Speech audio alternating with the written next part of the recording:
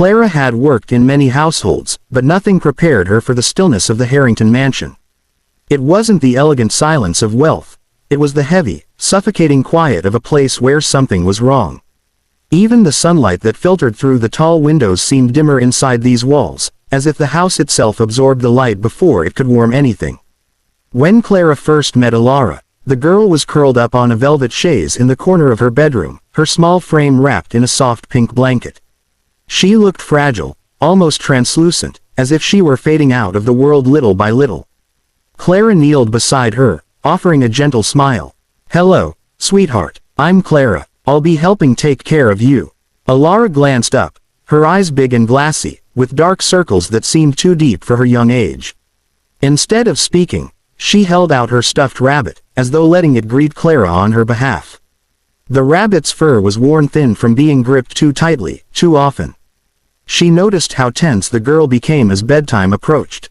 Her tiny hands clamped around the rabbit, and her gaze flicked toward the lower side of the bed. "Alara," Clara whispered. "Sweetheart, are you afraid of something?" For a moment, Clara thought the child wouldn't reply. But then Alara's lips parted, trembling. "It waits for me," she whispered. "When it gets dark." Clara felt a chill crawl up her spine. "What waits for you?" Alara lifted a shaking finger and pointed downward, toward the shadowed gap beneath the bed. The room seemed to drop 10 degrees. Clara forced her voice to remain steady. "Is it a bad dream?" Alara slowly shook her head. "It's real, and it doesn't like when I talk about it." Before Clara could ask more, Alara turned on her side, squeezing her eyes shut, breathing faster as if bracing herself for something she expected to happen. Clara sat beside her long after she fell asleep.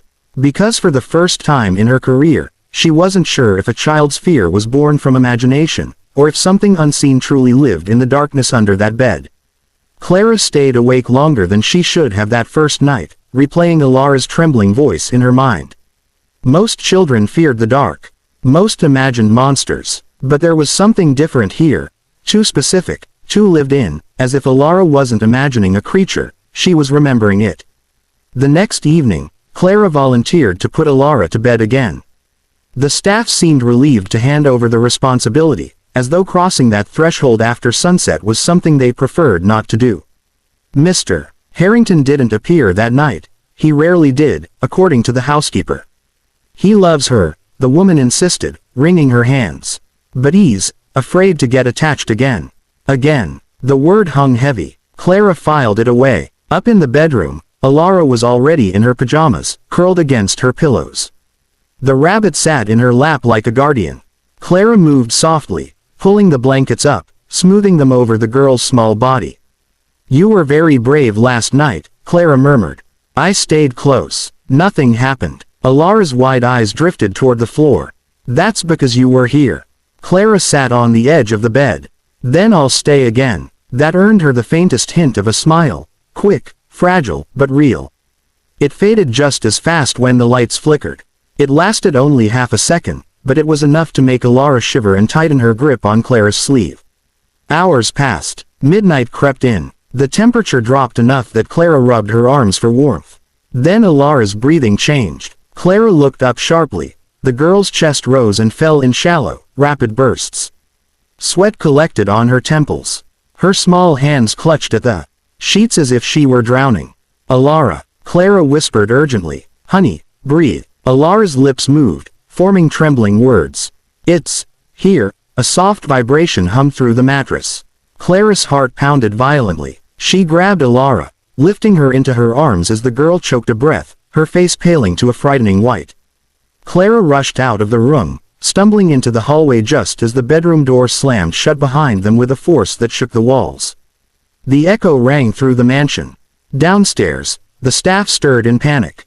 But Clara didn't stop until she felt Alara's breathing steady, her small body pressed tightly against her chest. Something was under that bed. Something that didn't want the child to leave. Clara didn't sleep at all that night. She stayed beside Alara in one of the guest rooms, a room far from the child's own, watching her chest rise and fall, afraid the stillness might return. The housekeeper brewed chamomile tea with shaking hands, refusing to step back upstairs. The others left, she whispered. The night staff. They won't stay after what they heard. What exactly did they hear? Clara asked, keeping her voice low. The housekeeper crossed herself. Knocking. Crawling. Whispers from the vents. They say this place wasn't always clean.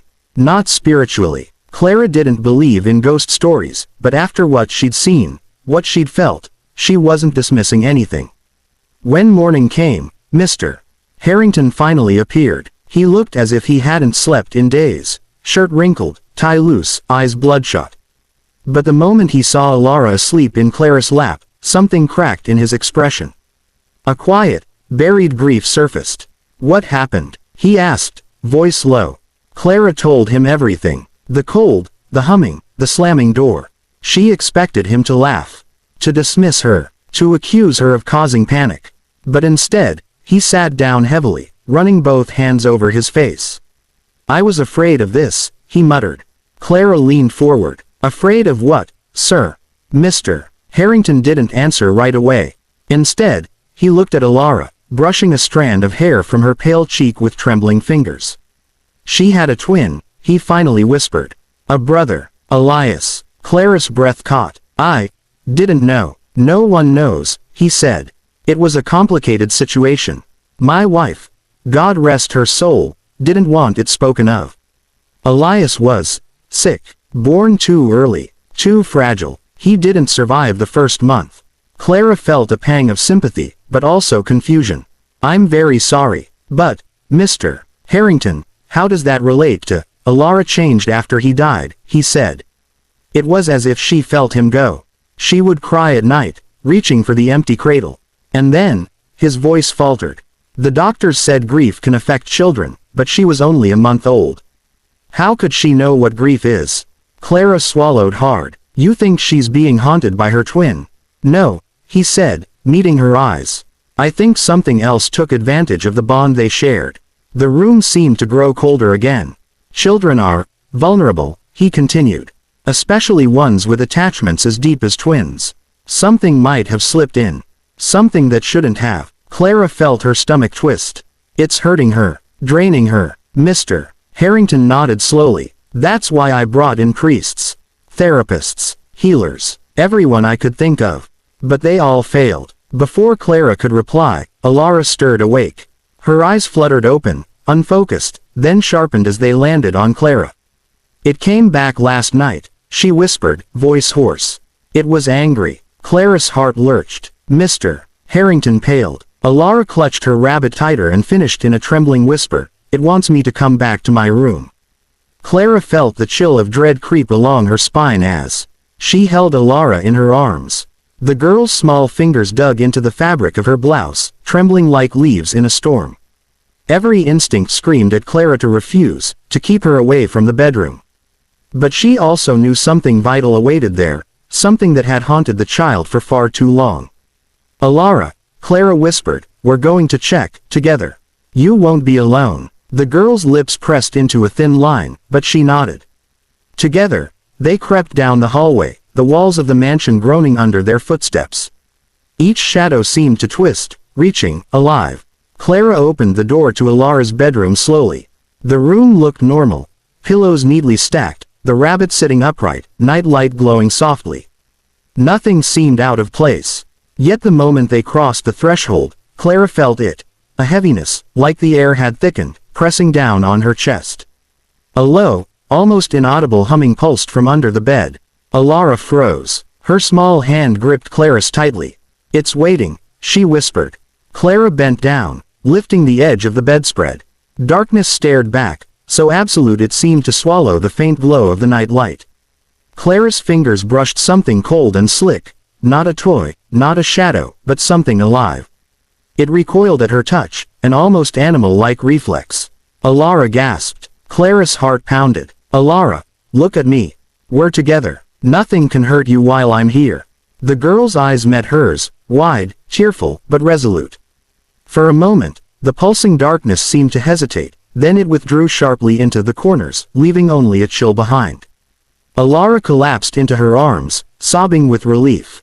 Clara held her tightly. It's gone. For now, she whispered. Mr. Harrington arrived moments later, drawn by the sounds of distress. He found his daughter safe, asleep against Clara's chest. He looked at her with a mixture of gratitude, awe, and fear. "Thank you," he whispered. Clara simply held Alara tighter. In that fragile, trembling peace, she realized that some battles were not won with strength alone. They were won with courage, trust, and the willingness to face the darkness, even when it hid beneath a child's bed. For the first time in months, Alara's breathing was steady, her cheeks had color again, and the mansion, though still silent, felt slightly lighter, as if hope had returned alongside her.